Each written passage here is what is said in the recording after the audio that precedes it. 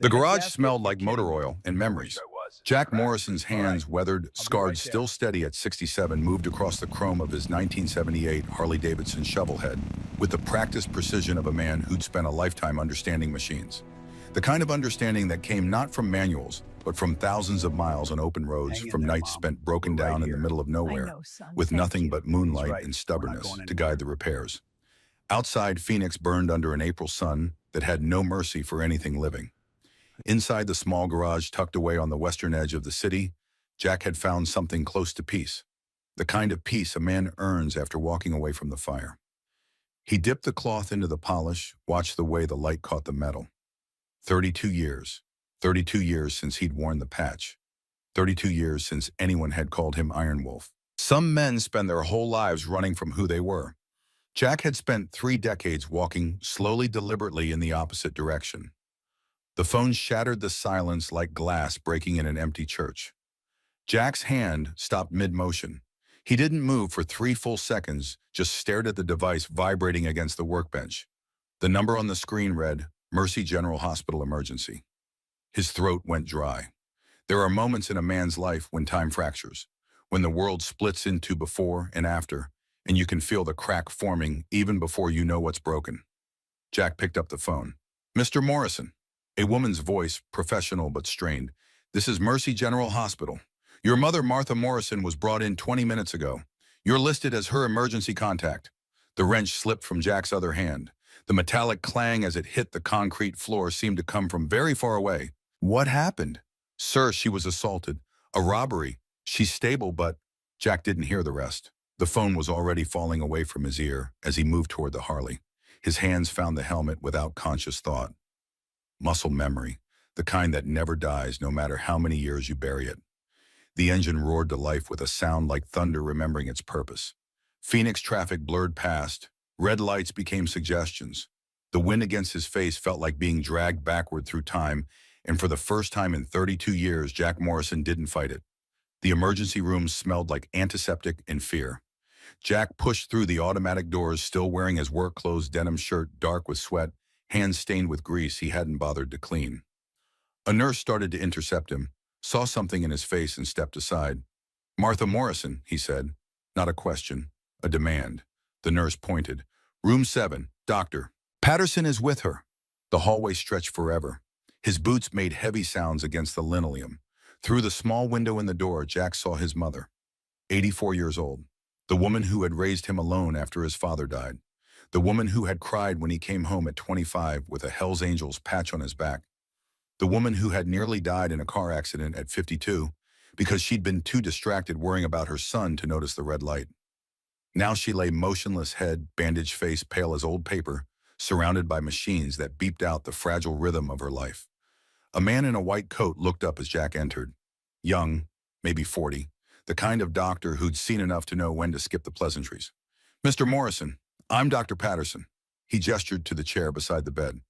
Your mother suffered significant trauma, multiple contusions, a fractured hip, and a concussion. At her age, these injuries are, will she live, doctor? Patterson met his eyes, respected the directness. Yes, but recovery will be long, painful. Jack moved to the bedside. His mother's hand lay on top of the white sheet so small it seemed impossible it had ever held his when he was young, ever slapped sense into him when he needed it, ever touched his face with such tenderness, it made him believe he could be better than he was. He took that hand now, carefully, like holding something made of ancient glass. What happened? His voice came out rougher than he intended. Dr. Patterson consulted his tablet. According to witnesses, 3 young men approached her on Grant Street around 2:45 p.m. She was carrying groceries. They grabbed her purse. When she resisted, one of them pushed her. Hard. She went down on the sidewalk. He paused. There's a witness who called 911 immediately, a woman named Harriet Sullivan. She owns the flower shop on the corner. Jack filed the name away. The men who did this fled east, toward the Mission District.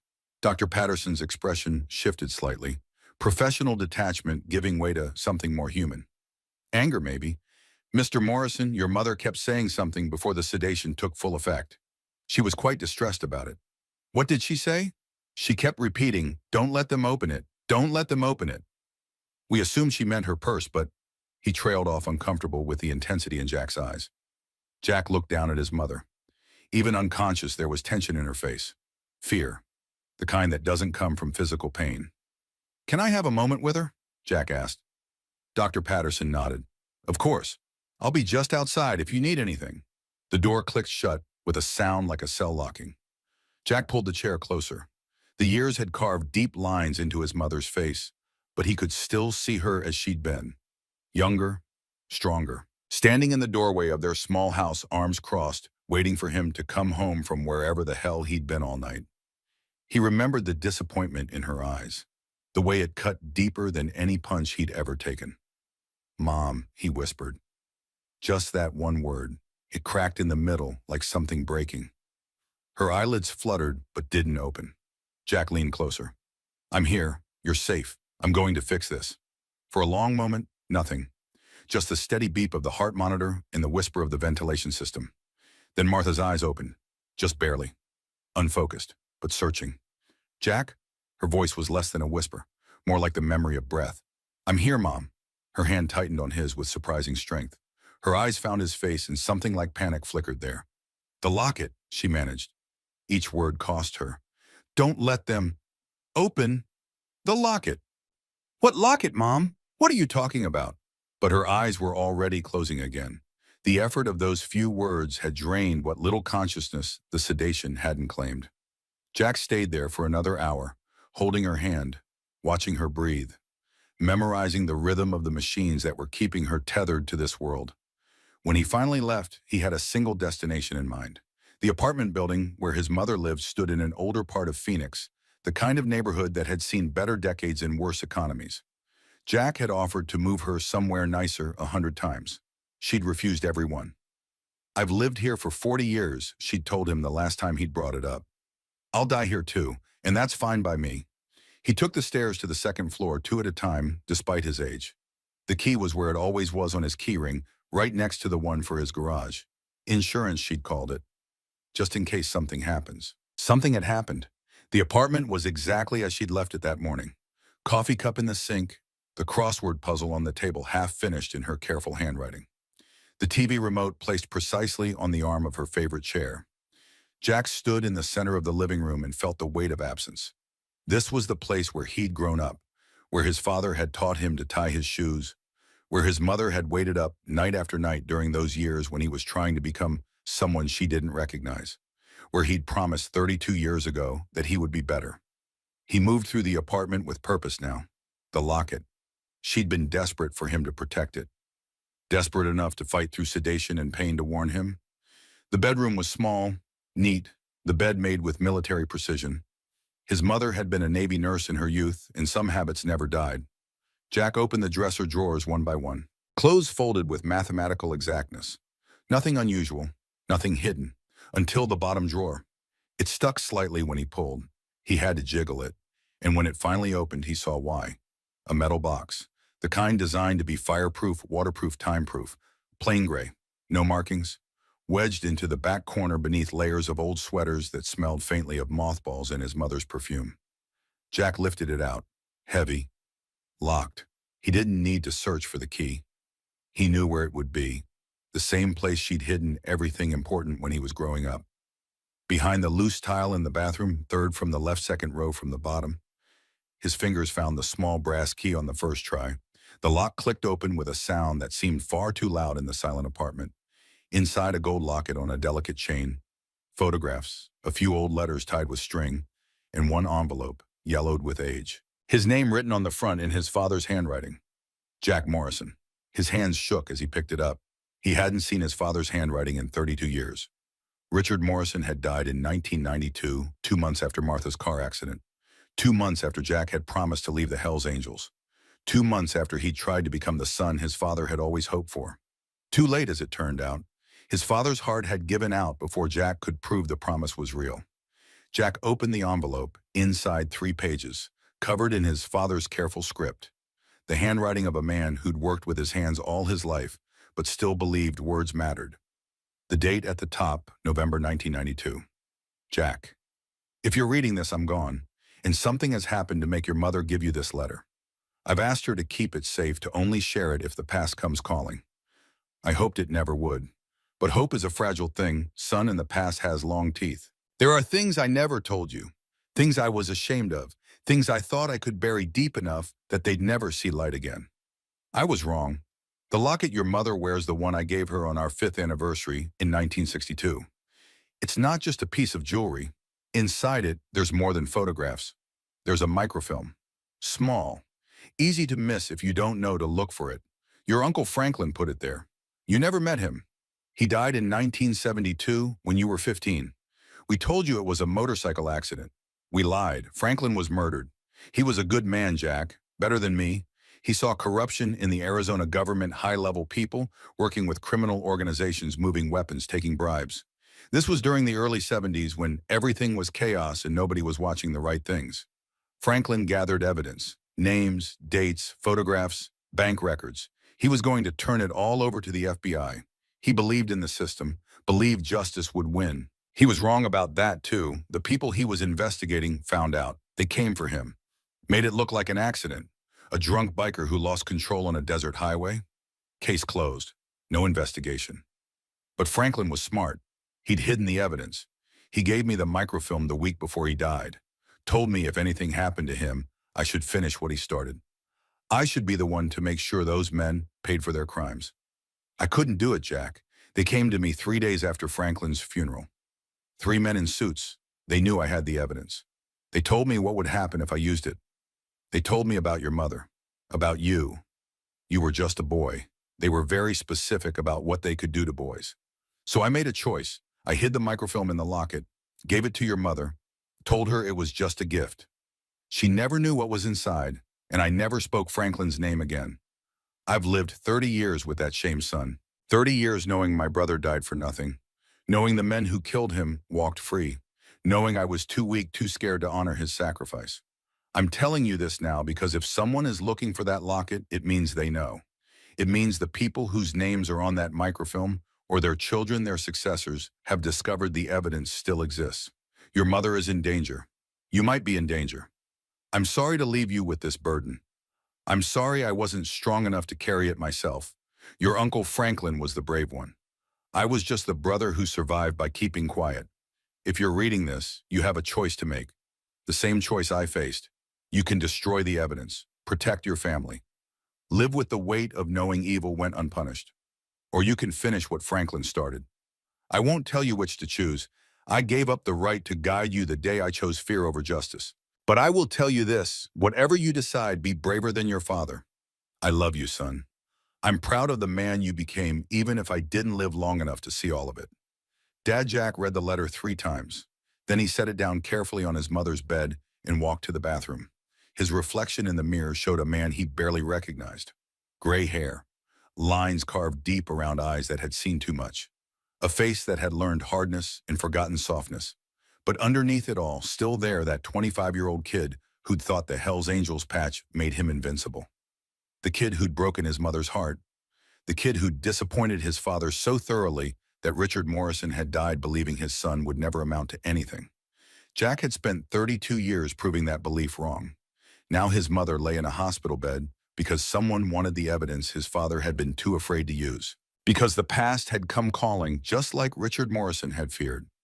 Jack walked back to the bedroom, picked up the locket, opened it, inside a photograph of his parents, young and smiling. His father's arm around his mother's shoulders. Both of them squinting into sunlight, happy in a way that seemed impossible now. He looked closer. They're barely visible, pressed flat between the photo and the backing, a tiny piece of film. So small you'd never see it unless you knew to look. Jack closed the locket, held it in his palm. Such a small thing to carry so much weight.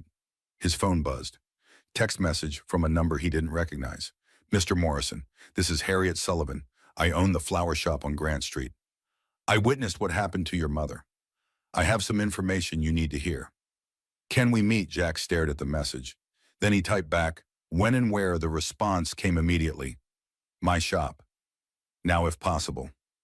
This can't wait. Jack pocketed the locket, picked up the letter, read one line again. Be braver than your father. He folded the letter carefully and placed it back in the metal box. Then he walked to his mother's closet and opened the door. In the back, pushed far into the shadows, hung something he hadn't seen in 3 decades. The leather jacket, black, heavy, worn soft by years of wind and weather. The Hell's Angels patch on the back skull and wings colors he'd once been willing to die for. Jack pulled it out, ran his fingers over the leather. It still fit, he knew it would. Some things you don't outgrow. You just learn to live without them. He put it on. The weight of it settled across his shoulders like an old debt coming due.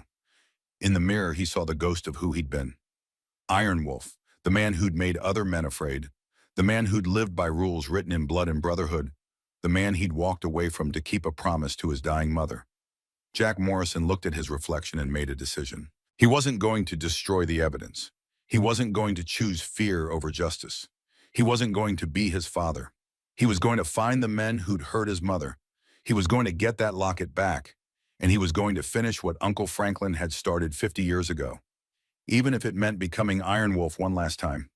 Harriet Sullivan's flower shop sat on the corner of Grant and 7th Avenue, a small storefront with hand-painted lettering on the window and flowers spilling out of buckets on the sidewalk. Despite the heat, everything looked fresh, loved, tended by hands that cared. Jack parked the Harley across the street. The engine's rumble died, leaving only the desert wind and the distant sound of traffic. He sat for a moment, gathering himself. Through the shop window, he could see an older woman, 70 at least, moving between the displays, with the careful efficiency of someone who'd been doing the same work for decades. When Jack walked in, a bell chimed above the door, gentle, almost musical. Harriet looked up, saw him, 6'2", leather jacket, silver hair, eyes that had forgotten how to be soft, and didn't flinch. "Mr. Morrison?" Not a question. She'd been waiting. "Mrs. Sullivan." Miss, actually. Never married. She set down the flowers she'd been arranging. "I saw what happened to your mother. I'm so sorry." Jack nodded once. Words felt inadequate. "I called you because—" Harriet hesitated. "Because I don't trust what I told the police will be enough. And because your mother is a good woman. She comes in here every week, buys flowers for her apartment, always says the same thing. A house without flowers is a house without hope." Something in Jack's chest tightened. "Tell me what you saw," he said. Harriet moved to the counter, pulled out a pad of paper covered in her own handwriting. "I was putting out the sidewalk display. 2:45 p.m. Your mother was walking west on Grant Street coming from the Safeway. She had 2 bags of groceries." Jack could picture it. The same walk she'd made 1,000 times. The same street she'd lived on for 40 years. 3 young men approached from behind. Harriet continued. Her voice was steady, but her hands trembled slightly. White, early 20s. One wearing a black hoodie, one in a denim jacket, one in a red cap. The one in the hoodie grabbed her purse. She held on, said something I couldn't hear. What did he do? The one in the denim jacket pushed her, hard, with both hands. She went down backward, hit the pavement.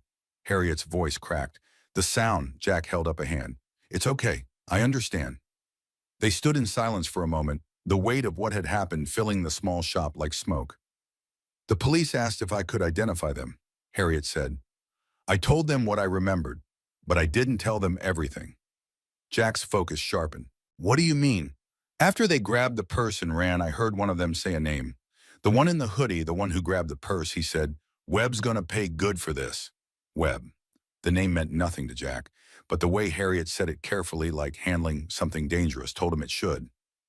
"You know that name?" Jack asked. "Everyone in this neighborhood does. Marcus Webb, he's—" Harriet chose her words carefully. "He's a businessman, owns property, restaurants, a few pawn shops, very successful, very connected. Connected to people who make problems disappear." Harriet met his eyes. "Your mother's purse, I saw it when they grabbed it. She was carrying a locket, gold, old, beautiful. I remember because the chain caught the light when they pulled it." Jack's hand moved unconsciously to his jacket pocket, where the locket now rested. "I think," Harriet said slowly, "they were after that specifically. This wasn't random, Mr. Morrison. Your mother was targeted." The flower shop suddenly felt very small, very quiet. Jack pulled out his phone, showed Harriet a photo of the locket. "This one?" Harriet's eyes widened. "Yes, exactly. How did you—" "I found it at her apartment, hidden." Jack put the phone away. "Which means what they took was just her purse. Whatever Webb wanted, he didn't get." "Which means he'll come looking," Harriet said quietly. Jack had already reached the same conclusion, but hearing someone else say it out loud made it real. "Do you know where I can find Webb?" he asked. Harriet wrote an address on a piece of paper. "He owns a bar called El Lobo, east side near the Mission District. That's where," she paused, "that's where people say you can find him most evenings." Jack took the paper. "Thank you, Miss Sullivan, for helping my mother. For this." "Mr. Morrison," Harriet's voice stopped him at the door. "Those three boys, they ran east after it happened, toward the Mission District, toward El Lobo." Jack turned back. "Your mother," Harriet continued, "she's one of the kindest people I've ever known. She doesn't deserve what happened to her." "No," Jack agreed. "She doesn't. What are you going to do?" Jack looked down at his hands, the same hands that had once broken bones and made men bleed. The same hands that had spent 32 years rebuilding engines and trying to rebuild a life.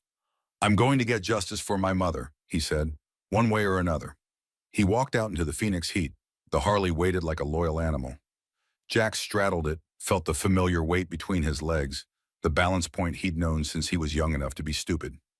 The address Harriet had given him was 12 miles east, straight into the heart of the Mission District, straight into territory Jack hadn't set foot in for 3 decades.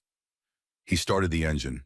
The sound echoed off the buildings like a declaration of war. As he pulled into traffic, Jack thought about his father's letter, about Uncle Franklin murdered for trying to do the right thing, about his father who'd chosen silence to protect his family, about the choice Jack himself had made 32 years ago when his mother lay in a different hospital bed, when he'd promised to walk away from violence and never look back. He'd kept that promise, but promises he'd learned had limits, and those limits ended when someone hurt the people you loved. The Mission District rose ahead of him like a city within a city.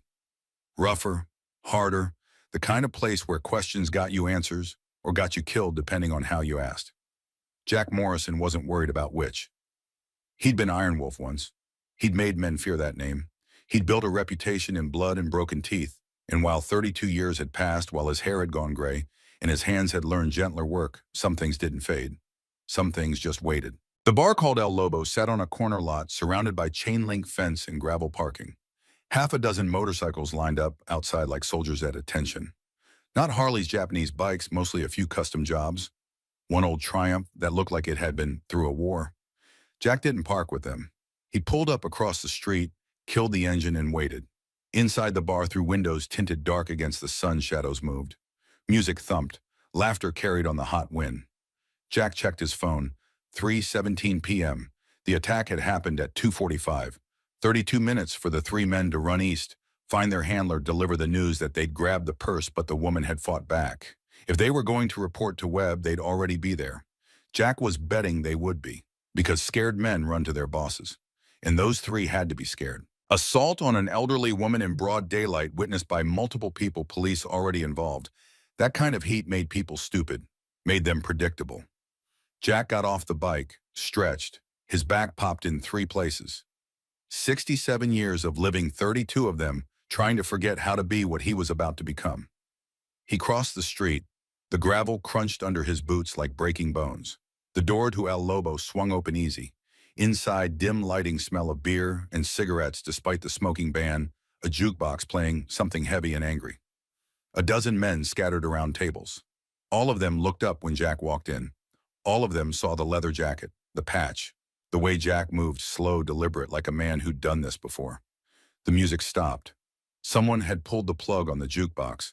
Jack walked to the bar. The bartender, 40 bald arms covered in amateur tattoos, stared at him with the kind of recognition that had nothing to do with memory and everything to do with instinct. "Help you?" the bartender asked.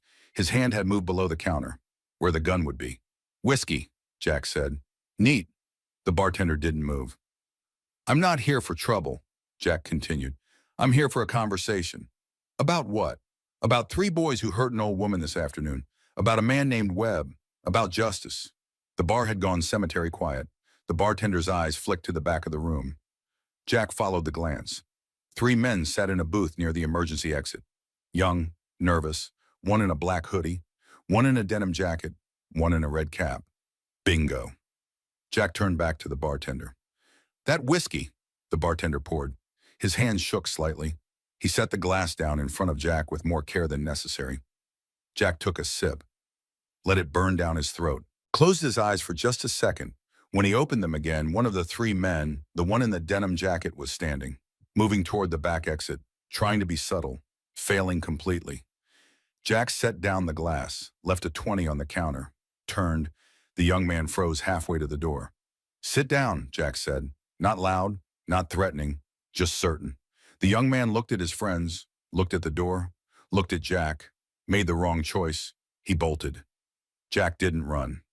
Running was for people who weren't sure where their prey was going. Jack knew exactly where, out the back into the alley toward whatever hole this kid thought was safe. Jack walked to the emergency exit, pushed it open. The alarm should have gone off. Someone had disabled it. Convenient. The alley behind El Lobo was all concrete and dumpsters and graffiti.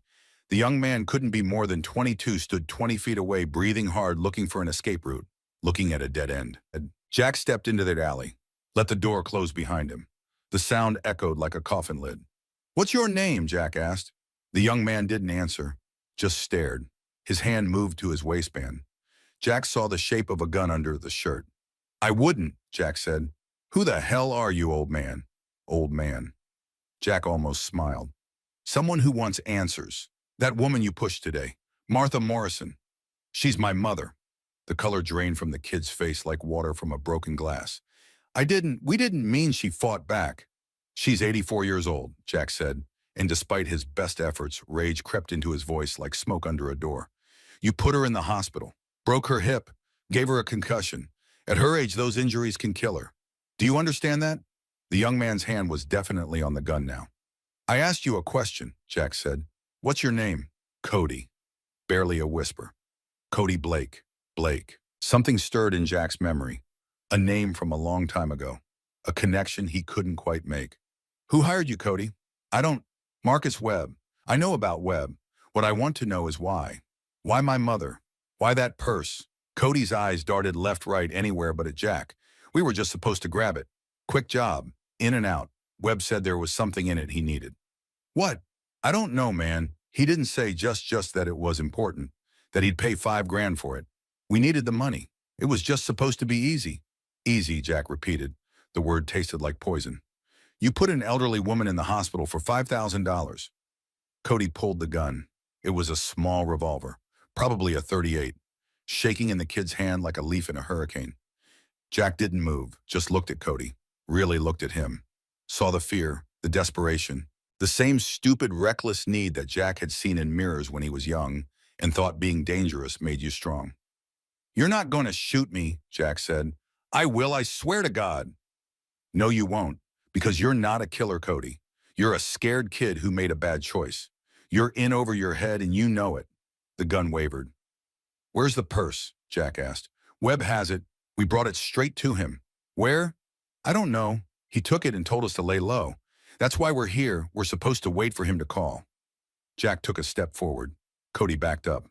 The gun shook harder. "You have a choice right now," Jack said. "You can try to shoot me. Maybe you'll hit me. Probably you won't. Either way, your life ends here. You'll go to prison for assault, maybe attempted murder, if you pull that trigger." Another step. "Or," Jack continued, "you can put the gun down. You can tell me everything you know about Marcus Webb. And you can turn yourself in to the police with my recommendation that you cooperated." "Why would you do that?" "Because my mother taught me that everyone deserves a second chance, even people who don't deserve it." Jack stopped walking. 5 feet between them now. Close enough to see the tears starting in Cody's eyes. "She's lying in a hospital bed right now because of you, but she's the kind of woman who would tell me to give you mercy anyway." The gun lowered, just an inch. "I'm going to get justice for what you did," Jack said, "but I'm not going to get revenge. There's a difference, one my mother understands better than I do." The gun dropped completely. Cody stood there shaking, looking about 12 years old despite being 22. "Marcus Webb," Jack said again. "Where do I find him?" He operates out of Sunset Ridge." Jack frowned. "The old mining town that's been abandoned for 20 years. "Not all of it. Webb has a place there. Private. Where he does business that—" Cody swallowed. "Business that doesn't show up on any books." "How do I get there?" Cody gave directions. His voice was mechanical now. Defeated, the adrenaline draining away and leaving only exhaustion. When he finished, Jack nodded. "Call the police. Tell them you're turning yourself in for the assault on Martha Morrison. Tell them I said you cooperated. It won't make what you did okay, but it's a start. What about Webb? He'll kill me if he finds out I talked. Webb is going to have bigger problems than you, Jack said. Trust me. He turned to walk away. Mr. Morrison. Jack looked back. Cody's face was wet with tears now. I'm sorry. I'm so sorry. We didn't know I'm sorry. Jack studied him for a long moment. Saw the truth in it. Saw the regret. Saw a kid who'd made a terrible mistake and would carry it for the rest of his life. Just like Jack had carried his own mistakes. Tell that to my mother, Jack said. When she wakes up, you go to that hospital and you tell her yourself. He left Cody standing in the alley and walked back through El Lobo. The bar was still silent. Everyone watched him leave. No one moved to stop him. Outside, the sun was starting its descent toward the horizon, the day bleeding into evening. Phoenix turning from furnace to cooling ember. Jack got on his bike, started the engine, sat there for a moment feeling the vibration through his legs, through his spine, through the parts of him that remembered this feeling like a first language. Sunset Ridge, 60 miles north. Abandoned mining town turned ghost town turned apparently Marcus Webb's private kingdom. Jack checked his phone. 4:15 p.m. If he left now, he'd arrive just after 6, right around sunset. Fitting somehow. But first he had one more stop to make. The hospital parking garage was half empty. Jack found a spot near the elevator, killed the engine, sat in the fluorescent silence. Through his jacket, he could feel the locket against his chest. He'd moved it to an inside pocket. Safer there. Closer. He took the elevator to the 4th floor. Walked the familiar hallway to room 7. Inside, his mother lay exactly as he'd left her, but her color was better, her breathing steadier. The machines sang their steady rhythm. Jack pulled the chair close, sat down, took her hand. Hi, Mom, he said quietly. I found it, the locket, and the letter, from Dad. Martha's eyelids flickered but didn't open. I know about Uncle Franklin, Jack continued. About what happened, about what Dad did, what he didn't do. He paused. I'm not angry at him anymore. I understand. The heart monitor beeped its steady pulse. I'm going to finish it, Jack said. What Franklin started, what Dad was too scared to finish. I'm going to make sure those men, whoever they are, whoever they've become, I'm going to make sure they answer for what they did. He squeezed her hand gently. I know what you'd say. You'd tell me that revenge is poison, that I spent 32 years walking away from violence and I shouldn't go back, that you didn't raise me to be that man anymore. Jack's throat tightened. But you also raised me to protect family, to stand up for what's right, to be brave when being brave is hard. He leaned closer. Dad's letter said to be braver than he was. I'm trying, Mom. I'm trying. For a long moment, nothing. Just the two of them, mother and son, connected by touch and time and blood. Then Martha's eyes opened. Not all the way, not clear, but open. She looked at Jack, saw him, recognized him. Jack, she whispered, I'm here. Don't. Each word was an effort. Don't become what you were. Mom, promise me. Her grip tightened with surprising strength. Promise, you won't lose yourself. Jack felt something break inside his chest. Some carefully constructed wall he'd built between who he was and who he'd been. I promise, he said and meant it. I promise I'll come back. I promise I'm still your son. Martha's eyes closed again, but there was peace in her face now. Trust. Jack sat with her until visiting hours ended, until a nurse came and gently told him he needed to leave. He kissed his mother's forehead, whispered, I love you. And then he walked out of the hospital, got on his Harley, and pointed it north, toward Sunset Ridge, toward Marcus Webb, toward answers. The sun was setting as Jack left Phoenix behind. The desert spread out around him, endless and ancient and indifferent to human drama. The highway unwound beneath his wheels like a ribbon of asphalt, connecting past to present, connecting the man he'd been to the man he was becoming again. Or maybe the man he'd always been underneath it all.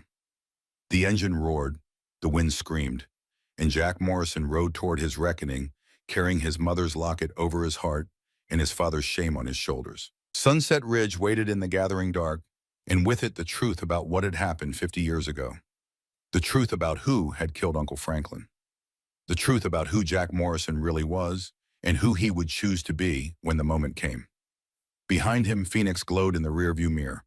Ahead, the desert swallowed the road, and somewhere between the two, a 67-year-old man who'd spent half his life running from his past finally stopped running and started hunting. The desert at dusk was a cathedral of silence. Jack had forgotten this, how the land could swallow sound, could make a man feel both infinite and infinitesimal at the same time. The highway cut north through terrain that hadn't changed in 10,000 years. Saguaro cacti stood like sentinels. Rocks the color of dried blood caught the last light. The sky bled from blue to purple to black stars emerging one by one like witnesses gathering for testimony. 60 miles between Phoenix and Sunset Ridge. An hour of riding through country that remembered when this land belonged to no one, when borders were meaningless, and the only law was survival. Jack's hands on the handlebars were steady despite everything, despite the rage simmering in his chest like banked coals. Despite the fear, and yes, it was fear, he could admit that now that he was making a mistake, that his mother was right, that going back to who he'd been was a door that once opened wouldn't close again.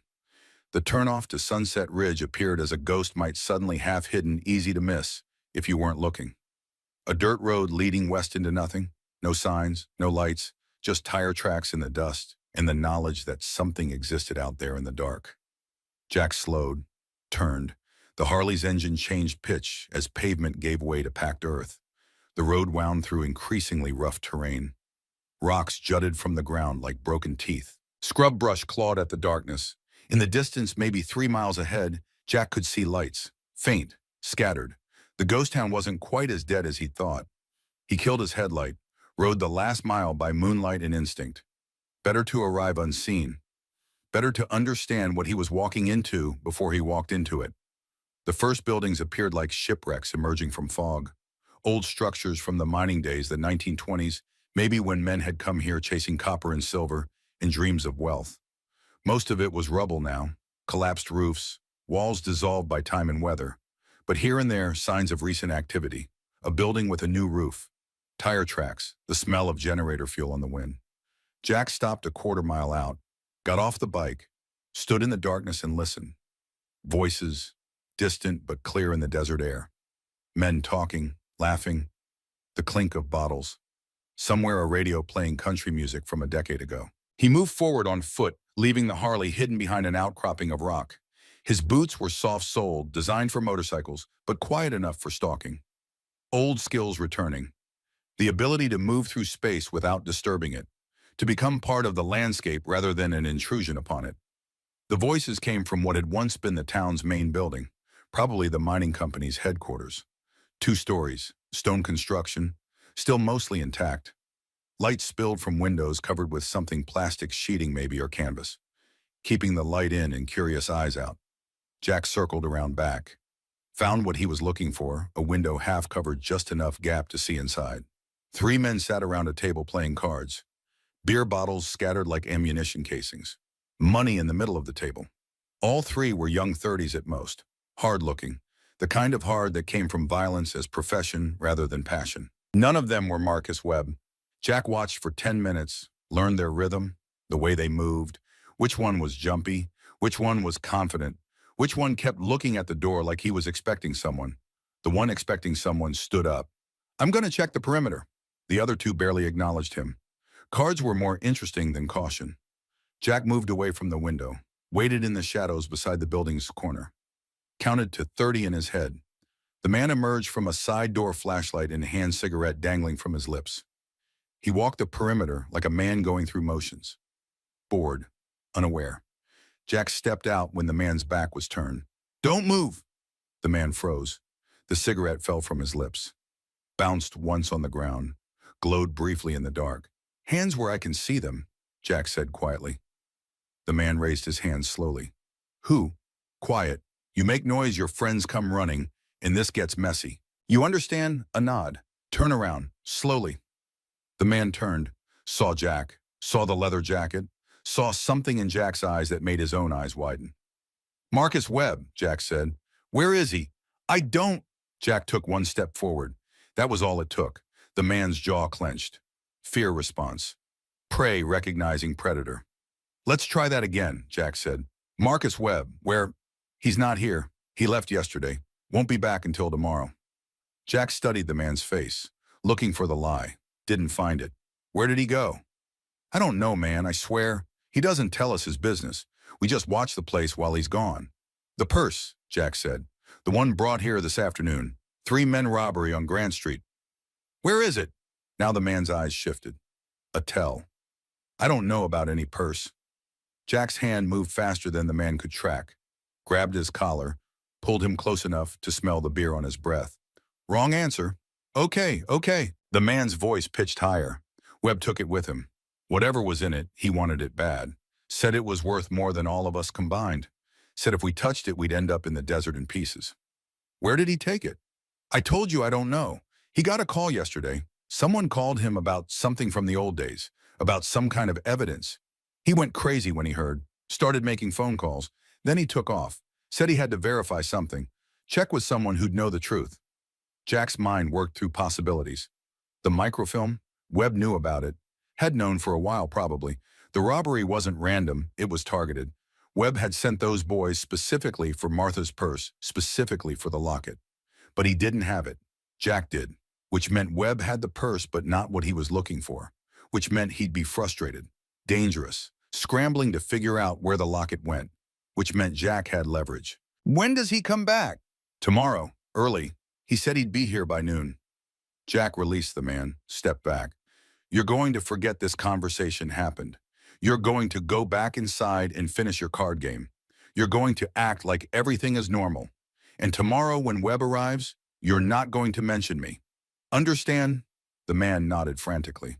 If you warn him, Jack continued, I'll know, and I'll come back. And next time we won't just talk.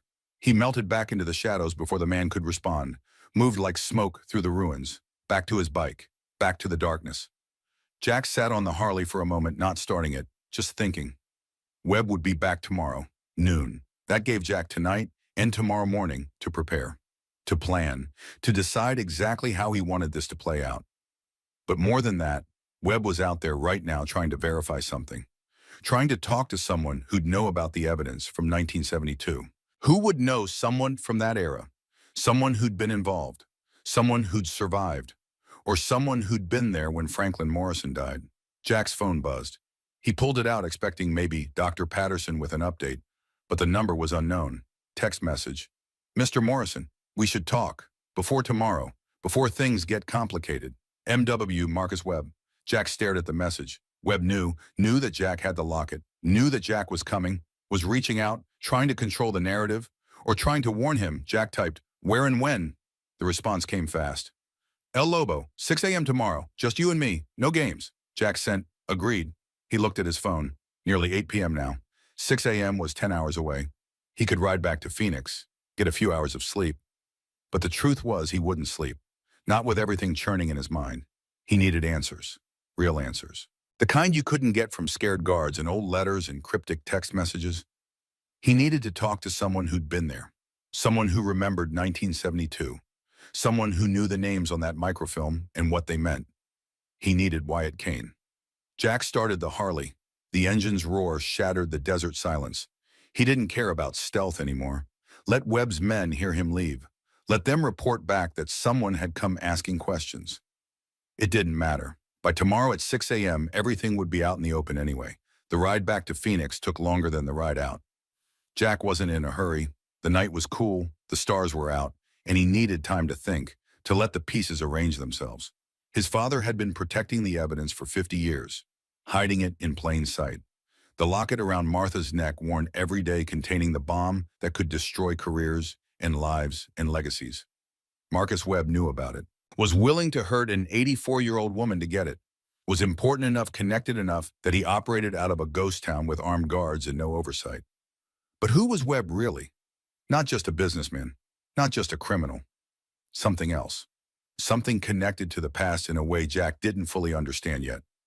The outskirts of Phoenix appeared on the horizon, lights spreading across the valley floor like fallen stars. All those lives, all those stories, all that human struggle playing out under the indifferent desert sky. Jack thought about his mother's words at the hospital, her insistence that he remember Linda Webb, her pause when she said the name, as if there was something there, some connection she'd made but hadn't said out loud. Linda Webb, schoolteacher, Franklin Morrison's wife, pregnant when Franklin died, lost the baby a month later. Or did she? The thought hit Jack like a physical thing. What if Linda hadn't lost the baby?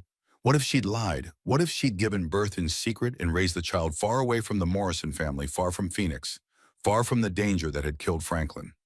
What if she'd raised that child under her maiden name Webb, Marcus Webb? The pieces clicked into place with an almost audible snap.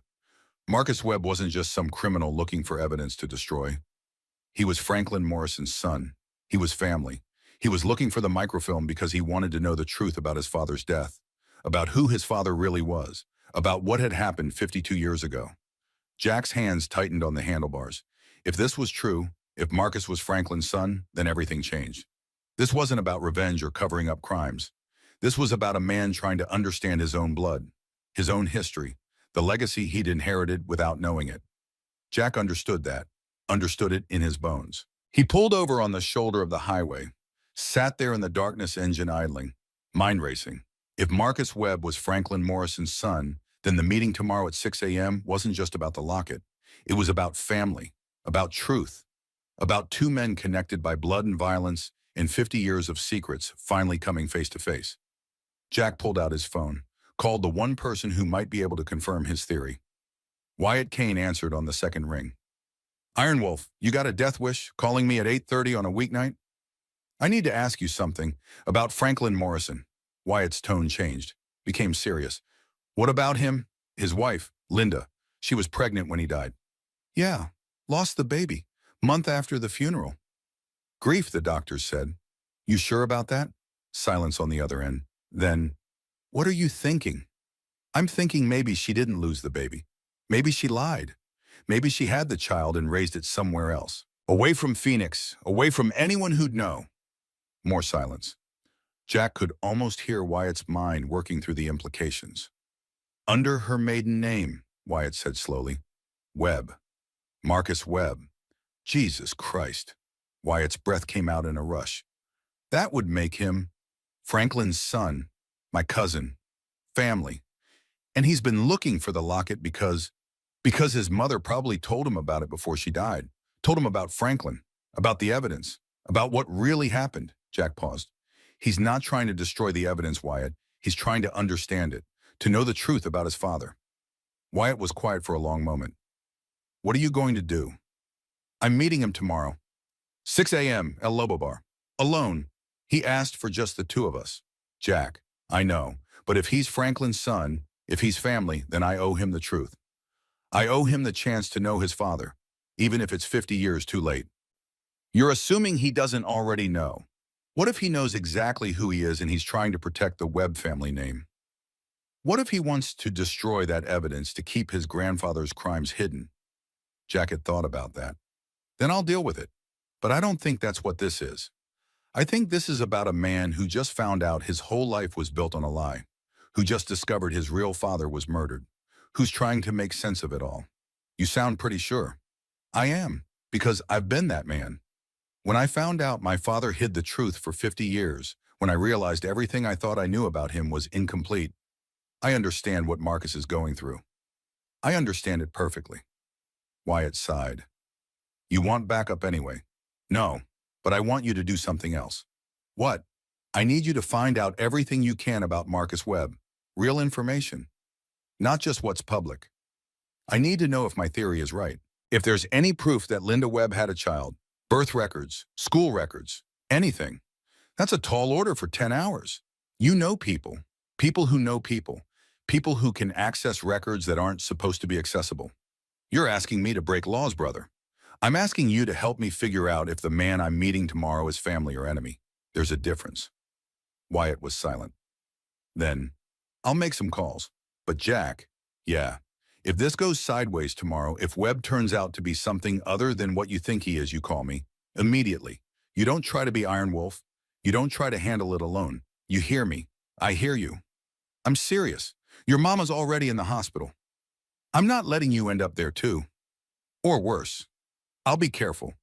That's what every man says before he does something stupid. Wyatt's voice softened. But I'll do the digging.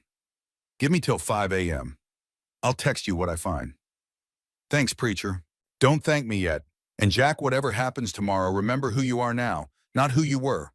The line went dead. Jack sat on the shoulder of the highway for another few minutes. Cars passed occasionally, headlights sweeping over him and then gone. Anonymous travelers moving through the night, each with their own stories, their own destinations, their own secrets. He thought about his promise to his mother, about not becoming what he'd been, about staying true to the man he'd spent 32 years trying to become. But he also thought about justice, about truth, about finishing what Franklin Morrison had started and what his father had been too afraid to complete. The two didn't have to be in conflict. He could honor his promise and still do what was right. He just had to be smart about it, had to think instead of react, had to choose his battles and his methods with care. He could be Jack Morrison and still get justice for his family. He just had to remember which one he was. Jack started the Harley again, pulled back onto the highway. Phoenix sprawled ahead of him, all light and heat and human density. Somewhere in that sprawl, his mother lay healing. Somewhere out there, Marcus Webb was searching for answers to questions he'd only just learned to ask. And somewhere in Jack's jacket pocket, a locket the size of his palm held secrets that could rewrite 50 years of history. Tomorrow at 6 a.m., all of it would come together, for better or worse. Wyatt's garage sat on the south side of Phoenix, in a neighborhood that hadn't gentrified yet and probably never would. Honest work, working people, the kind of place where a motorcycle repair shop could survive on skill and reputation rather than trendy branding. Jack pulled up just before 10 p.m. The lights were still on. Through the bay windows, he could see Wyatt bent over an engine moving with the slow precision of someone who'd done the same job 10,000 times and still found satisfaction in getting it right. Jack knocked on the side door 3 times. Pause. 2 times. Old signal from old days. The door opened immediately. Wyatt stood there, 70 years old, but still built like the boxer he'd been in his youth. Gray beard down to his chest, arms tattooed with faded ink that told the story of a life lived hard and somehow survived. Iron Wolf, Wyatt said. Not surprised. Not anything. Just stating fact. Preacher. They looked at each other. Brothers in everything but blood, connected by a past that had shaped them both. You look like hell, Wyatt said. Feel worse. Good. Means you're thinking instead of just reacting. Wyatt stepped aside. Come in. I already started making calls. Jack stepped inside. The garage smelled like home oil and metal and the honest sweat of labor. 3 bikes in various states of repair, tools organized with military precision, a small office in the back with a cot and a coffee maker, and a shelf of books that would surprise anyone who thought bikers didn't read. Wyatt gestured to a pair of folding chairs, grabbed 2 beers from a mini fridge, handed one to Jack without asking. They sat. I called Tommy Hernandez, Wyatt said. You remember Tommy? Records clerk, Maricopa County. Not anymore. He's with the state now. Vital records, birth certificates, death certificates, all that official paper trail bullshit. Wyatt took a long pull from his beer. I asked him to look for any births to a Linda Webb between 1972 and 1973. Arizona and surrounding states. And he's looking. Said he'd have something by midnight. Wyatt leaned back, chair creaking. But I also called someone else. Someone who might know more than any record could tell us. Jack waited. Margaret Sullivan, Harriet Sullivan's older sister. You met Harriet, the flower shop lady? Yeah, she witnessed the robbery. Right. Well, Margaret is 86, lives in a care facility now. But back in the day, she was a labor and delivery nurse at Good Samaritan Hospital. Worked there from 1968 to 1995. Wyatt's eyes met Jack's. She remembers Linda Morrison, Linda Webb as she was before the marriage. Jack's heart rate picked up. She remembers the pregnancy. She remembers more than that. She remembers Linda coming in 4 months pregnant in July of 1972. Franklin had just died. Linda was devastated. Margaret was assigned to her case because they'd known each other. Socially, Linda had taught Margaret's daughter in elementary school. What happened? Linda delivered a healthy baby boy in November 1972. Full term.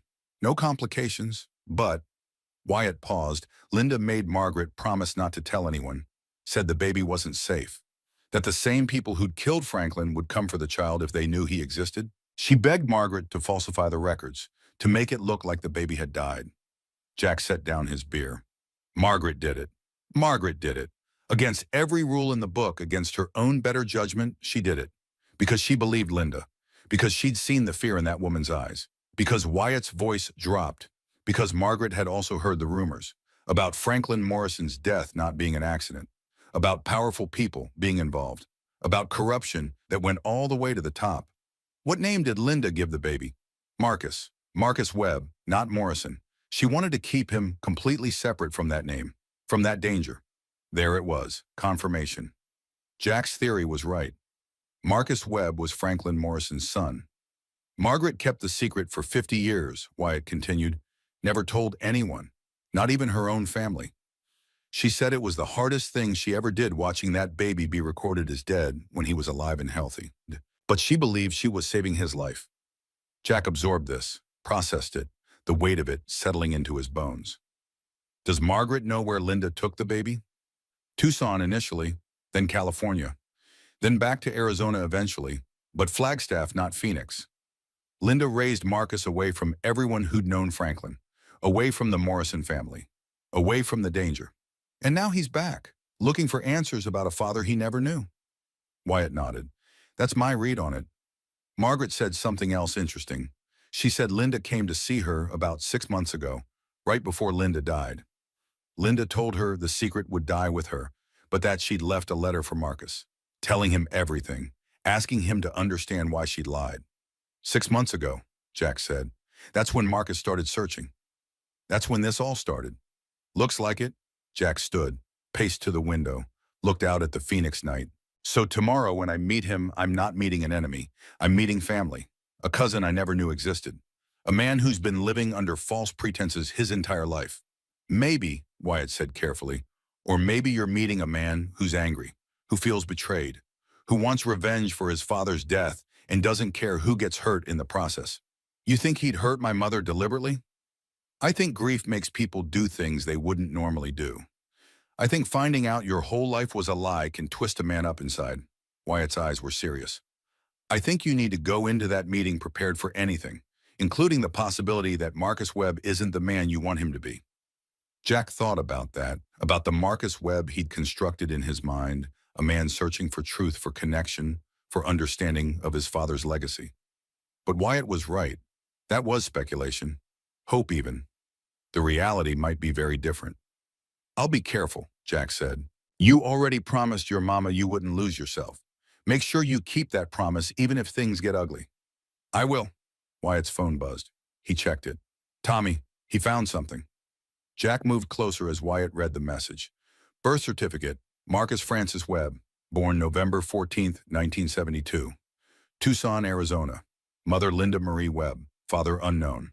Wyatt looked up. The father field is blank. Linda made sure of that. No legal connection to Franklin Morrison at all. Smart, Jack said. Protects the child from anyone who might come looking. Or protects the family from claims on the Morrison estate, depending on how cynical you want to be. Jack shook his head. I don't think it was about money. I think it was about survival.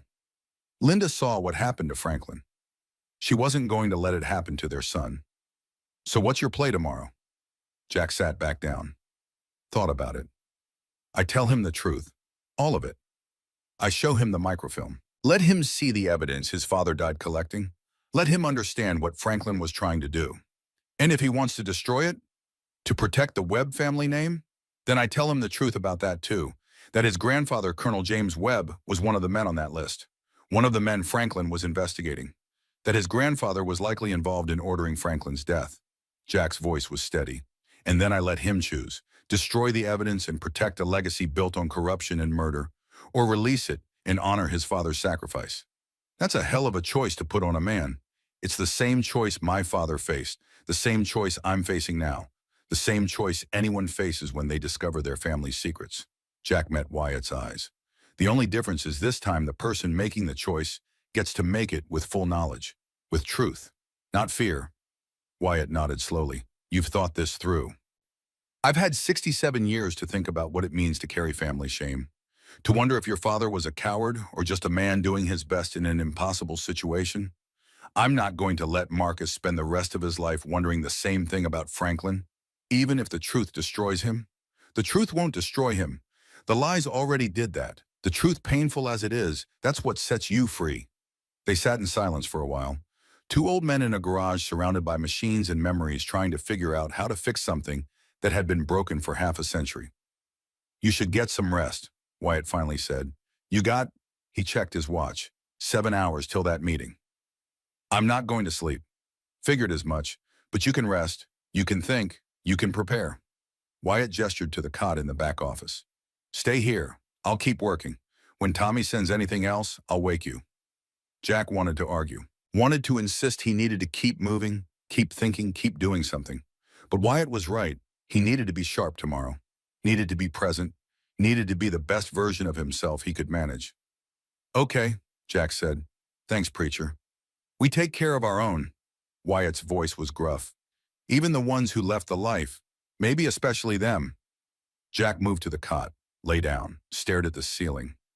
Listened to Wyatt moving around the garage, the familiar sounds of tools and work, and a life lived in service of fixing things. His phone buzzed. Text from the hospital.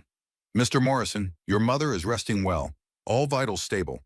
She asked about you when she woke briefly. We told her you'd be by in the morning. Dr. Patterson, Jack typed back. Thank you, I'll be there. He thought about visiting Martha before the meeting, but 6 a.m. to the hospital and back would be tight. And more importantly, if the meeting went badly, if things spiraled, he didn't want the last image his mother had of him to be the one heading into danger.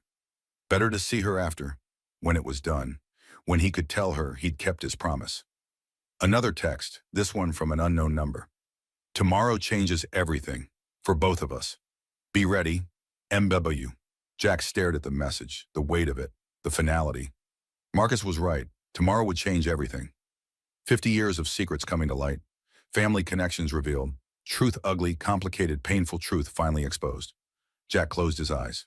Not to sleep, just to think, to plan, to prepare for the conversation that would define everything that came after. At midnight, Wyatt's voice pulled him back. Jack, Tommy sent more. Jack sat up. Wyatt handed him his phone. The screen showed a document.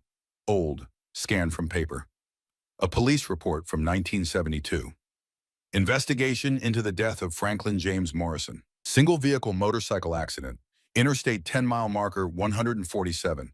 Victim pronounced dead at scene. Blood alcohol content 0.19. Cause of death, blunt force trauma consistent with high-speed crash. Conclusion, accidental death due to driving while intoxicated. Case closed.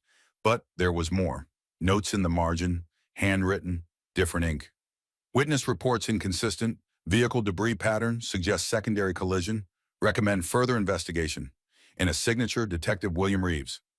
Below that, another note. Different handwriting. Official. Authoritative. Investigation closed by order of Captain Dale Morrison. No further action required. Jack's blood went cold. Morrison? Dale Morrison? No relation to your family, Wyatt said. Different Morrison. But Tommy found something else about him. Wyatt pulled up another document. Dale Morrison, Phoenix PD Captain, 1968 to 1978. Retired under investigation for corruption. Died 1980. And look at this, his son. Another document. More recent. Cody Morrison Blake, age 28. Mother Susan Blake, formerly married to Dale Morrison. Cody took his stepfather's name after Dale died. Jack stood up. Cody Blake, the kid who robbed my mother. Not random, Wyatt said. None of this is random. Webb knew exactly who to send. He sent the grandson of the cop who covered up Franklin's murder. The pieces were all coming together now. Marcus Webb hadn't just been searching for evidence.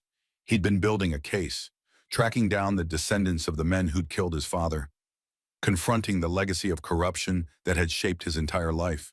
And somehow that search had led him to Martha Morrison, to the locket, to the microfilm Franklin had died protecting. Marcus knows, Jack said. He knows everything. The connections, the conspiracies. Who killed his father and who covered it up. Looks like it. So why does he want to meet me? Why reach out? Wyatt was quiet for a moment. Then, maybe for the same reason you want to meet him. Because you're family. Because you're the only two people left who have a right to decide what happens to that evidence. Because he paused. Because sometimes the hardest battles aren't fought with fists. They're fought with truth. And he needs an ally for that fight. Someone who understands what he's going through. Jack looked at the documents again. At the web of corruption and murder and cover-ups that had entangled both their families for 50 years. Tomorrow at 6 a.m., Jack said. One way or another, this ends. Or it begins, Wyatt said. Depends on what you both choose. Jack didn't sleep. Couldn't. Instead, he spent the night reading through the documents Wyatt had gathered, building a timeline, understanding the full scope of what Franklin Morrison had uncovered and what it had cost him. The weapons smuggling operation had been massive. Military surplus sold to criminal organizations. Profits laundered through legitimate businesses. Politicians paid off. Law enforcement corrupted. A network that stretched from Arizona to Washington, D.C. from 1969 through 1974 until Franklin Morrison started asking questions. And then silence. Franklin dead. The investigation closed. The evidence hidden. The guilty men walking free, retiring with honors, dying of old age in comfortable beds. Until now. At 5 a.m., Wyatt's phone buzzed again. He read the message, looked at Jack. Margaret Sullivan passed away about an hour ago, peacefully in her sleep. Jack closed his eyes. The last living witness to Marcus Webb's birth, the woman who'd kept the secret for 50 years, gone. She held on long enough to tell the truth, Wyatt said quietly. That means something. It means the secret isn't a secret anymore. It means the protection Linda tried to build around her son, it's gone. Everything's out in the open now. Which means Marcus is vulnerable, exposed. He's got to be feeling that. Jack stood, stretched. His back popped. His knees ached. 67 years of living all of it catching up to him at once. I need to go, he said. Meeting's in an hour. You want company? No. This is something I need to do alone. Wyatt walked him to the door, put a hand on Jack's shoulder. You're a good man, Jack Morrison. Your mama raised you right. Don't forget that when things get hard. I won't. And Jack? Yeah, Franklin would be proud. What you're doing, how you're doing it, he'd be proud. Jack nodded. Couldn't speak past the tightness in his throat. He got on his Harley. The engine roared to life. The sound echoed off the buildings in the pre-dawn darkness. Phoenix was quiet at this hour, the city holding its breath between night and day. Jack rode through empty streets, past darkened buildings, past the lives of people still sleeping, unaware that in a few hours the news would break about a 50-year-old conspiracy finally coming to light. El Lobo appeared ahead. The parking lot was empty except for one vehicle, a black Mercedes, expensive, well-maintained. Marcus Webb was already there. Jack pulled into the lot, parked his Harley 20 feet from the Mercedes, killed the engine. The silence was absolute. For a long moment, neither man moved. They just sat in their vehicles, two strangers connected by blood and history, preparing for a conversation that would change everything. Then Marcus Webb opened his door, stepped out, and Jack Morrison did the same. They stood there in the empty parking lot as the first light of dawn began to break over Phoenix. Two men, two families, 50 years of secrets between them, and one question. What happens when the truth finally comes out? Jack was about to find out. Dawn broke over Phoenix like a promise the city couldn't keep. Jack stood in the parking lot of El Lobo, watching the sky turn from black to purple to the pale blue of morning. The bar looked different in daylight, smaller, shabbier, the kind of place that needed darkness to maintain its mystique. Graffiti on the walls, broken glass in the gravel, the desperate architecture of a business that survived on things people wanted to forget. His Harley ticked as the engine cooled. He'd arrived 20 minutes early. Old habit. Never walk into a meeting blind. Never give the other man the advantage of familiarity with the terrain. The street was empty. Too early for traffic. Too late for the people who'd been out all night. That liminal hour when the city held its breath between what had been and what would be. Jack's phone showed 5:58 a.m. 2 minutes. He thought about calling Wyatt, telling him the plan had changed. That Jack was meeting Webb alone against everything they'd agreed. But Wyatt would just argue, and Jack didn't have the energy for arguments. Not anymore. This was between him and Marcus Webb, between past and present, between two men trying to understand the fathers who'd shaped them. At exactly 6 a.m., a black Mercedes pulled into the lot. Expensive, well-maintained, the kind of car that announced success without shouting about it. The driver's door opened. A man stepped out. Marcus Webb looked nothing like Jack had imagined. No scar, no obvious menace. Just a man in his early 50s wearing jeans and a button-down shirt, moving with the careful precision of someone who'd learned early that the world was dangerous and preparation was survival. He was tall, lean, silver hair cut short, eyes that assessed Jack from 30 feet away with the kind of intelligence that couldn't be faked. They stood there for a moment, two men in an empty parking lot measuring each other. Webb spoke first.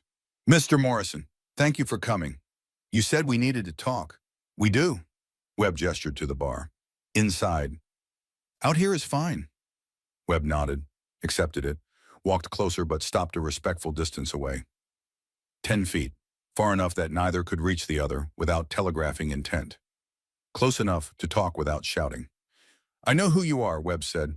Iron Wolf, Hell's Angels, 1980s through early 90s. Left a life after your mother's accident, but went straight, opened a garage, stayed clean for 32 years. You did your homework. I always do. Webb's eyes were steady, unafraid. I also know about the locket, about what my men did to your mother. I'm sorry for that. Jack's jaw tightened. Sorry doesn't fix a broken hip. No, it doesn't. Webb took a breath. They were supposed to take the purse. Nothing more. Quick grab, no violence. When I heard what actually happened, you did what fired them, turned them in. I sent them away, told them never to come back to Arizona. Webb's voice was flat. It's not enough. I know that. But it's what I could do without making things worse. Jack studied him, looking for the lie, for the manipulation. Found only something that looked like genuine regret. Why? Jack asked. Why target my mother? Why that purse? Webb was quiet for a long moment. When he spoke, his voice was different, softer, more human. Because I've been looking for that locket my entire life, and I didn't know it was around your mother's neck until 3 days ago. How did you find out? My mother died 6 months ago. Linda Webb. She left me a letter. Final confession, she called it. Webb's hands clenched and unclenched. She told me everything. About my real father, about how he died, about the evidence he'd gathered, about the locket. Jack felt something shift in his chest. Confirmation. Franklin Morrison. Webb's eyes widened slightly. Surprised. You know? My mother told me last night she remembered Linda being pregnant at Franklin's funeral. My mother lied to everyone, said she lost the baby, moved to Tucson, raised me under her maiden name, told me my father was a man named James Webb who died when I was young. Marcus laughed bitter. Turns out James Webb was my grandfather, Colonel, U.S. Army, and according to my mother's letter, one of the men Franklin Morrison was investigating. So you grew up thinking that my grandfather was a hero, a decorated officer, a man who served his country with honor. Marcus's voice cracked. I built my whole identity on that. Military school, ROTC. Almost joined the Army myself until my mother begged me not to. I didn't understand why at the time. Jack could see it now, the weight Marcus had been carrying. The foundation his life had been built on suddenly revealed as sand. The microfilm, Jack said. You wanted to see if it was true, if your grandfather was really corrupt. I wanted to know who my father was. My real father, Franklin Morrison. Marcus looked at Jack directly. I wanted to know if he was the hero my mother described in her letter, or if he was just as dirty as the men he was investigating. I wanted to know the truth. The honesty of it hit Jack like a physical thing. This wasn't about covering up crimes. This was about a man trying to understand his own blood. I have the locket, Jack said. Marcus went very still. I know. How? Because my men brought me your mother's purse. I tore it apart looking for the locket. It wasn't there, which meant either she wasn't wearing it that day or someone got to it first. Marcus's eyes held Jack's. I'm betting you went to her apartment, found it before I could. Jack didn't confirm or deny. What would you do if you had it? Look at the evidence. See the names. Understand what really happened in 1972. Marcus took a step closer. Then I'd decide what to do with it, whether to bury it or expose it. And if your grandfather's name is on that list, if he really was corrupt, then I'd want to know why, what he was involved in, whether he had a choice. Marcus's voice hardened. And I'd want to know who killed my father. Jack reached into his jacket. Marcus tensed, hand moving toward his waistband. Jack moved slowly, deliberately, pulled out not a weapon, but the locket. The gold caught the morning light, swung gently on its chain. Marcus stared at it like a man seeing a ghost. Your father, Franklin Morrison, he was my uncle, Jack said. My father's older brother. He raised my dad after their parents died. Everything my father knew about being a man, he learned from Franklin. Marcus seemed to have trouble breathing. Your family? Yeah, we are. The weight of that hung between them. Two men connected by blood and violence and 50 years of secrets. My father spent his whole life carrying shame, Jack continued. Because when Franklin was murdered, my dad had evidence that could have brought the killers to justice. But he was threatened, told that if he used it, his family would die. So he hid it, gave the locket to my mother, and spent 30 years wishing he'd been braver. He was protecting you. I know that now. Didn't know it when he died. I thought Jack's voice caught. I thought he was just weak. Marcus nodded, understanding. My mother told me Franklin was the bravest man she'd ever known, that he could have walked away from what he'd discovered, could have pretended not to see the corruption, but he couldn't live with himself if he did. Sounds like my uncle. Your uncle. Marcus repeated the words like learning a new language. Christ, I have an uncle. Had an uncle. Richard Morrison. He died in 1992. Heart attack. 2 months after my mother's car accident. Jack paused. He never knew about you. Never knew Franklin had a son. It would have meant everything to him. Silence stretched between them. Not hostile, just heavy with the weight of lost time, lost connections, lost chances to be family. I need to see it, Marcus said finally. The microfilm, I need to know. Jack held up the locket. The truth isn't easy. Whatever's on here, it's going to hurt. It's going to change how you see your family. Both families. I know. And when you see it, you're going to have to make a choice about what to do with it, about whether justice matters more than protecting a legacy. I know that too. Jack looked at this man, his cousin technically, though they'd never met, never known each other existed, and saw something he recognized. The same struggle Jack had been fighting his whole life. The weight of fathers and their mistakes. The question of whether you honored family by hiding their sins or by exposing them. There's a place, Jack said. My garage, private. We can look at it there, together. Marcus hesitated. Why are you doing this after what happened to your mother? Because you're Franklin Morrison's son, and Franklin deserves to have his story told right. By family, Jack met his eyes. And because my mother taught me that revenge just creates more pain. But truth can set people free. Marcus considered this, nodded slowly. Your garage, lead the way. They rode in convoy through Phoenix as the city woke up. Jack on his Harley, Marcus following in the Mercedes. The morning commute was just beginning. People heading to jobs they tolerated to support lives they were building one day at a time. Jack thought about those lives, about how fragile they were, how easily they could be shattered by violence or loss or the revelation of ugly truths. He thought about his mother lying in a hospital bed, trusting him to handle this right. He thought about his promise. The garage appeared like sanctuary, small, honest, the kind of place where things got fixed instead of broken. Jack unlocked the side door. Marcus followed him inside, looked around at the tools, the bikes, the evidence of work done with care. You built this yourself? Marcus asked. 30 years ago, right after I left the Angels. It's good work. It's honest work. Jack moved to the office area, pulled out a laptop that was 10 years old but still functional. The kind of technology that couldn't be hacked remotely because it barely remembered how to connect to the internet. He opened the locket carefully, removed the photograph of his parents. Behind it, pressed flat against the backing, was the microfilm. Tiny, translucent, holding 50 years of secrets in a space smaller than a postage stamp. Marcus stared at it. That's it? That's what got my father killed? That's it. Jack had a scanner, old but serviceable. He'd prepared for this moment, though he hadn't known Marcus would be here to see it. The microfilm went under the scanner. Jack adjusted the settings: magnification, contrast, resolution. The first image appeared on the screen. A document, typed, official, Department of Defense letterhead, dated March 1972. A list of names, ranks, positions, and beside each name a notation. Amounts, dates, bank account numbers, payments, bribes. Evidence of a network that stretched from Arizona to D.C., from local cops to military brass, all working together to move weapons from military stockpiles to criminal organizations. Jack scrolled down. More pages, more names. Photographs of men in uniforms shaking hands with men in expensive suits. Transfer documents. Shipping manifests. The entire operation laid out in meticulous detail. Franklin Morrison had been thorough. Marcus leaned closer to the screen. His breathing had changed. Shallow, quick. There, he said, pointing, Colonel James Webb, logistics coordinator. Monthly payment, $5,000. Total received $85,000. Marcus made a sound like he'd been punched. Jack kept scrolling. More names. Some Jack recognized from his father's stories. Some were strangers. All of them connected. All of them guilty. Then another page, different handwriting. Franklin's own notes. James Webb confirmed. Direct oversight of weapons transfer. Oldest daughter Linda, unaware of father's activities. Must protect her.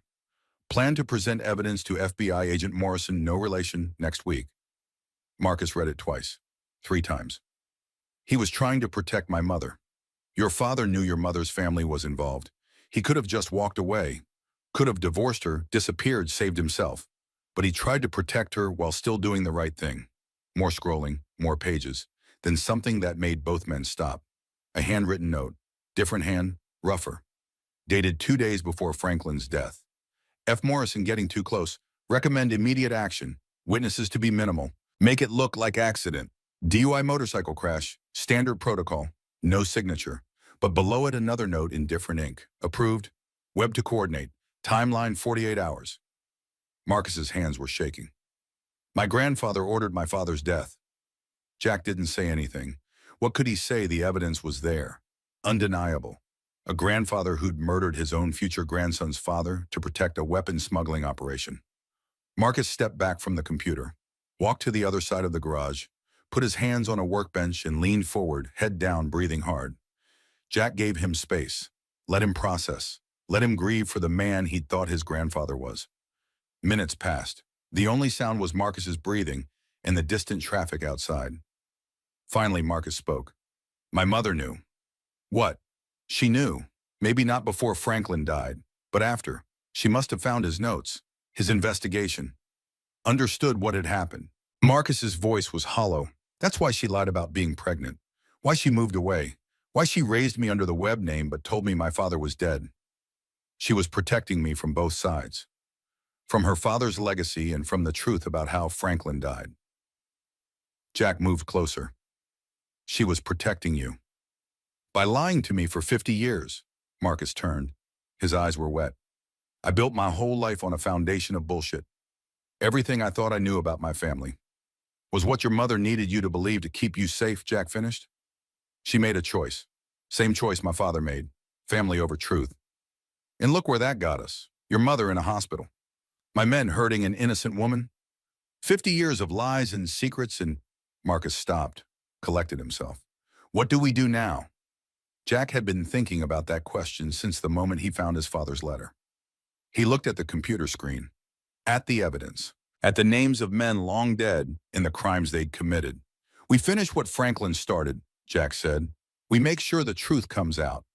Even though most of these men are dead, even though prosecution is impossible. Because their victims deserve to know. Because history deserves to be accurate. Because, Jack paused, because that's what Franklin would have wanted. And what my father wished he'd been brave enough to do. Marcus was quiet for a long moment. Then, if we release this, my grandfather's name gets destroyed. Everything the Webb family built was built on blood money and murder, Jack said gently. I'm sorry. I know that's harsh, but it's true. I know. Marcus wiped his eyes. Christ, I know. I thought I was looking for answers. I didn't realize the answers would hurt this much. Jack understood that. Understood it perfectly. The truth was supposed to set you free, but first it had to break you open. There's something else, Jack said. He scrolled to the end of the document. Look, another handwritten note. Franklin's writing, dated the day before he died. If anything happens to me, Linda is innocent. Our child is innocent. They deserve protection. They deserve a future. Don't let my investigation destroy them. Richard, if you're reading this, take care of my family. Please. Marcus read it, then read it again. Tears running freely now. He knew, Marcus whispered. He knew they were going to kill him, and he was still thinking about my mother, about me. That's who Franklin Morrison was. Marcus turned to Jack. I never knew him. Never got to meet my own father, but reading this, seeing what he cared about, he stopped. Started again. I want to be like him. I want to finish what he started. The right way. What does that mean? Marcus took a breath. It means we release the evidence. All of it. We give it to the FBI, to historians, to anyone who can use it to tell the truth about what happened in 1972. We don't hide the names. We don't protect anyone. Not my grandfather. Not anyone. That's going to come back on you, Jack warned. Your business, your reputation. People will connect you to the Webb family. They'll ask questions. Let them ask. I'll tell them the truth. That James Webb was my grandfather. That he was corrupt. that he had my father murdered, and that I'm doing what Franklin Morrison would have done if he'd lived. Marcus's voice was steady now, certain. I'm choosing truth over legacy. Jack felt something in his chest loosen. Relief, maybe, or recognition. Here was another man making the hard choice, the brave choice, the one that cost something. Okay, Jack said, then we do it together. We contact the FBI. We turn over the evidence. We make sure Franklin's story gets told right.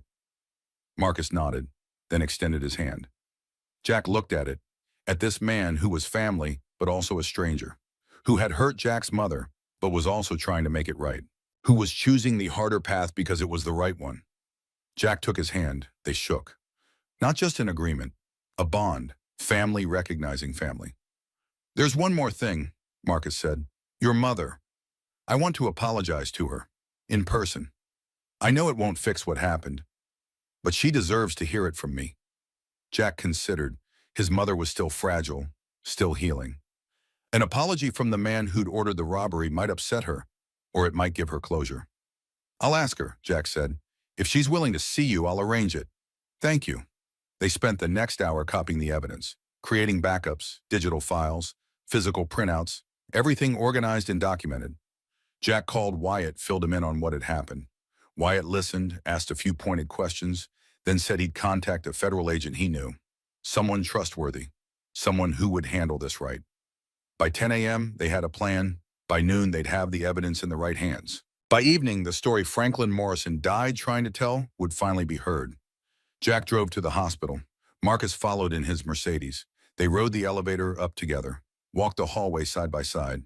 At the door to Martha's room, Jack stopped. Let me talk to her first, alone. Marcus waited outside.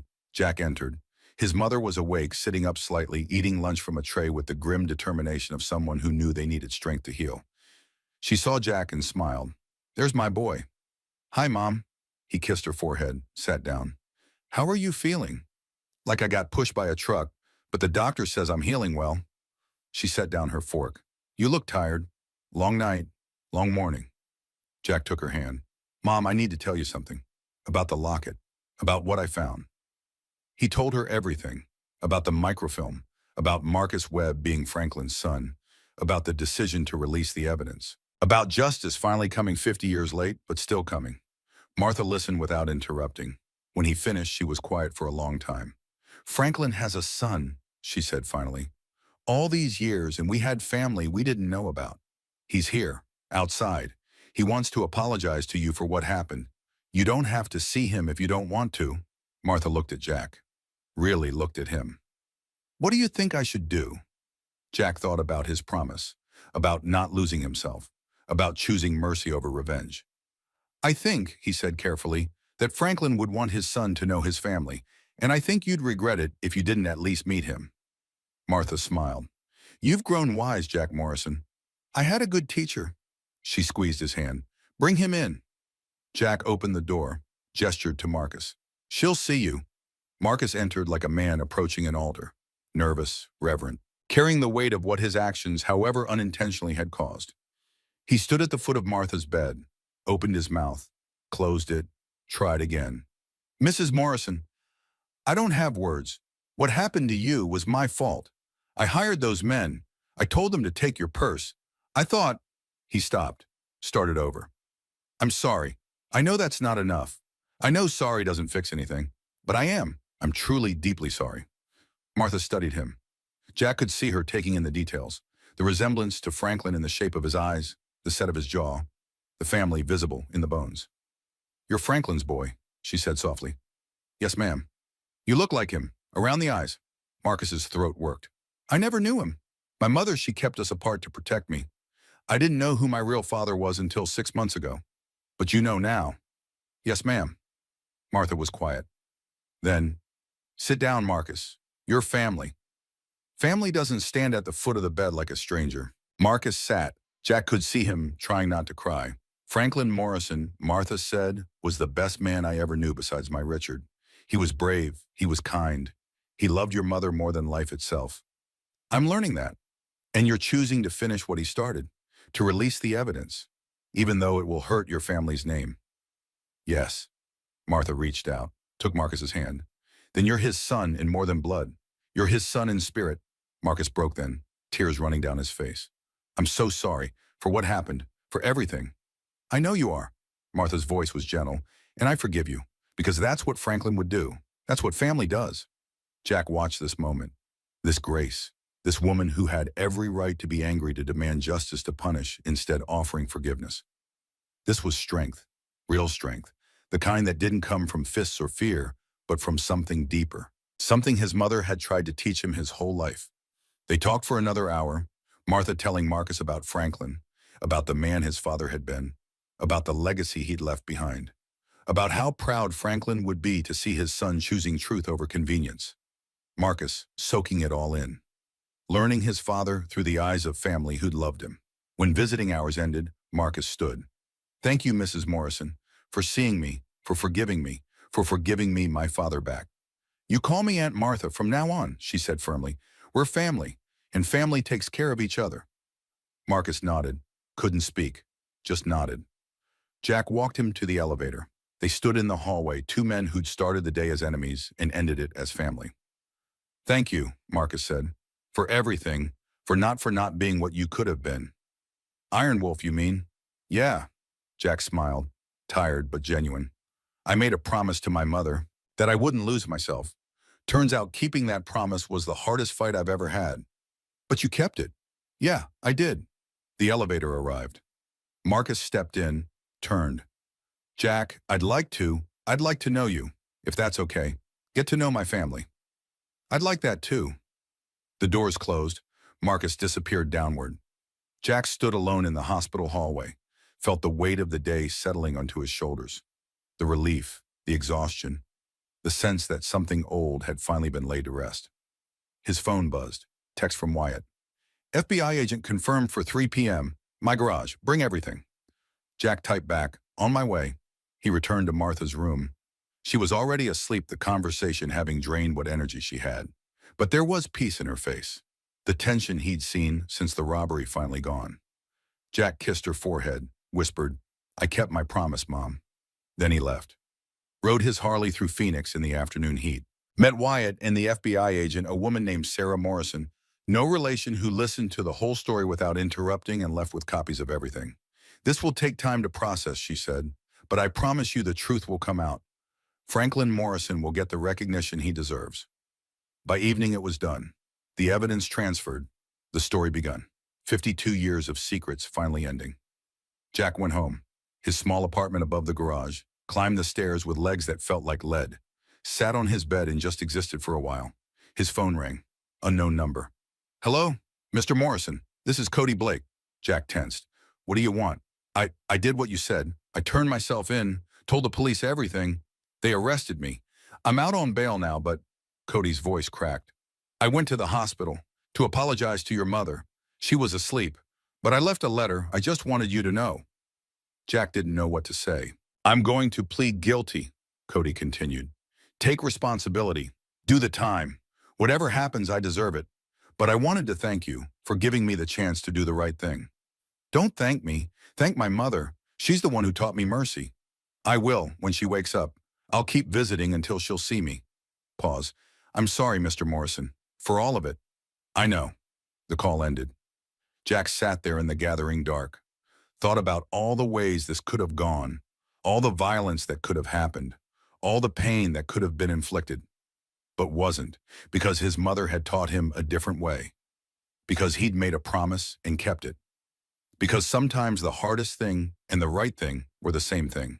He took off the leather jacket, the Hells Angels patch, looked at it for a long moment.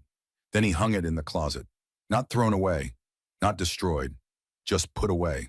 A part of his past he'd needed to visit, but didn't need to live in. Jack Morrison went to sleep that night as Jack Morrison, not Iron Wolf, just a man who'd faced his demons and chosen to be better than them.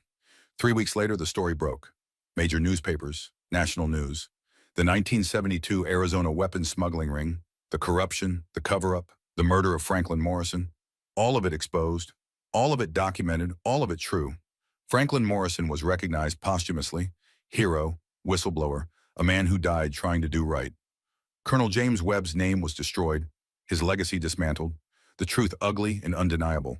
Marcus Webb gave interviews, told his story about discovering his father's identity, about choosing truth over legacy, about finishing what Franklin started. Some people called him a traitor to his family. Others called him brave. Jack watched from a distance, proud of this cousin he'd never known, this family he'd found in the most unlikely place. Martha came home from the hospital after 6 weeks. Jack had converted his garage's back room into a temporary bedroom on the ground floor. She couldn't manage stairs yet, but she was healing, getting stronger every day. They had dinner together every night, talked about everything and nothing, about Franklin, about Richard, about the past finally being laid to rest. One evening, Martha said, "You know what I'm proudest of?" "What, Mom?" "That you kept your promise, that you could have become Iron Wolf again. I saw it in your eyes that first day, but you chose not to. You chose to be the man I raised you to be." Jack took her hand. "I had good teachers. Your father would be proud." "I hope so." They sat in comfortable silence. Mother and son, survivors of a story that spanned 50 years and 3 generations. Outside, Phoenix glowed in the twilight. The desert wind whispered through the streets. And somewhere out there, Marcus Webb was learning to live with truth instead of lies. Jack Morrison thought about legacy, about the choices that define us, about the difference between strength and violence, between justice and revenge, between who we were and who we choose to become. He thought about promises kept and debts paid, about family found and family honored, about his Uncle Franklin, who he'd never met, but who had shaped his life nonetheless. And he thought about his father, Richard Morrison, who had carried shame for 50 years, but had raised a son strong enough to finish what he couldn't. The past was finally at peace, and Jack Morrison, at 67 years old, was finally free. 1 month after the story broke, Jack received a package. No return address, inside a photograph. Franklin Morrison in his Marine uniform. Young, strong, smiling with the confidence of a man who believed in justice and honor and doing right. On the back handwriting, Jack recognized as Marcus's for Uncle Jack. "Family remembers, family honors, family endures. Thank you for giving me my father. Marcus." Jack placed the photograph on his workbench, right where he could see it every day, a reminder of the legacy he'd inherited and the promise he'd kept. He went back to work, fixing engines, building things instead of breaking them, living quietly and honestly in a city that had seen him at his worst and his best. And every Tuesday and Friday evening, he visited his mother. They'd have dinner, they'd talk, they'd remember. And sometimes when the conversation lulled and the night settled in, Martha would touch the locket around her neck, returned to her by Jack, the microfilm removed, but the photograph still inside, and she would smile. "We did right by Franklin," she'd say, and Jack would nod. "Yeah, Mom, we did." The story of Iron Wolf was over. The story of Jack Morrison's son, nephew, cousin mechanic, and a man who'd learned that true courage wasn't about how hard you could hit, but about knowing when not to, that story continued, one honest day at a time.